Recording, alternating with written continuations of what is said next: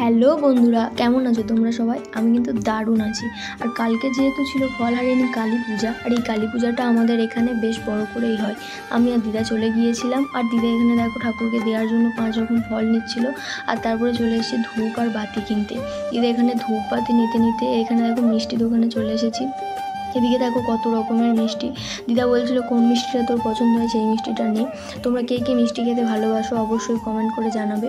আর মিষ্টি কিনতে কিনতে মিষ্টি নিয়ে চলে এসেছি। এদিকে দেখো বৃষ্টি হয়ে সব কিছু ম্যাচাকার করে দিয়েছে, চারদিকে কাদা কাদা ভর্তি হয়ে গেছে। আর তারপর দিদা প্রসাদ নিয়ে এখানে নাম লেখাতে চলে এসেছিলো। এখানে করেছিল কুপন সিস্টেম, কুপনটা দিলে তবে পরের দিন প্রসাদ দেবে। তো কাকুরা বলেছিল 5 মিনিট দাঁড়াও, তারপরে আমরা প্রসাদ দেবো।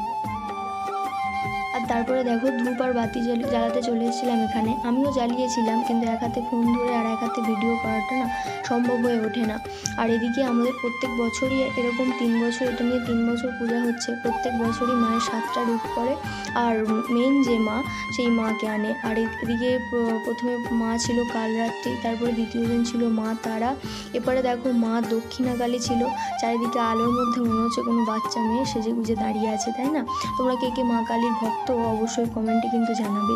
এদিকে ছিল মা ভবতারিণী, দেখো কত সুন্দর লাগছে, মনে হচ্ছে যেন কোনো মিষ্টি মেয়ে একজন সেজে গুজে দাঁড়িয়ে আছে, কি সুন্দরভাবে, তাই না? আমার তো বেশ ভালো লেগেছে। তারপরে এদিকে দেখো এদিকে ছিল মা মহামায়া। আর এদিকে ঠাকুরমশাই পুজো করছিল আলাদা আলাদাভাবে, সবাইকে মানে সব ঠাকুরকে পুজো করছিল আলাদা আলাদাভাবে। আর এই যে মা ছিল ইনি হলো মা আদ্যা মা। এটা কোন মন্দিরের ঠাকুর জানলে একটু কমেন্ট করে জানাবে, আমার ঠিক মনে নেই। আর এই মায়ের নামটা আমি ঠিক খেয়াল করিনি তবে। আর এদিকে দেখো সবাই মায়ের প্রসাদ খাওয়ার জন্য লাইনে দাঁড়িয়ে গেছে। যতই বৃষ্টি হোক মায়ের প্রসাদ দিলে কে না খাবে, তাই না? মায়ের প্রসাদ বলে কথা, খেতেই হবে। আর এদিকে দেখো তোমাদের সাথে কথা বলতে বলতে মা চলেও এসেছে। আসলে একটা টাইম ছিল যে টাইমটার মধ্যে মা আসবে, যে টাইমটার মধ্যে মা চলে যাবে। তো এখানে মা চলে এসেছে, তোমরা দেখতেই পাচ্ছ। আর এদিকে দেখো কত লোক, প্যান্ডেলটাও বেশ সুন্দর করেছিল, সুন্দর মানে খুবই সুন্দর, খুব সুন্দর লাগছিল। এদিকে আমরা মাকে দেখছি, মা আমাদেরকে দেখছে, দেখো কত সুন্দর দাঁড়িয়ে আছে, কি সুন্দর লাগছে, তাই না? তোমরা কিন্তু জানাবে কেমন লাগছে। আর এদিকে তোমাদের সাথে কথা বলতে বলতে মা দেখো মায়ের ঘরে চলেও গিয়েছে, মা নিজের বাড়িতে চলে এসেছে।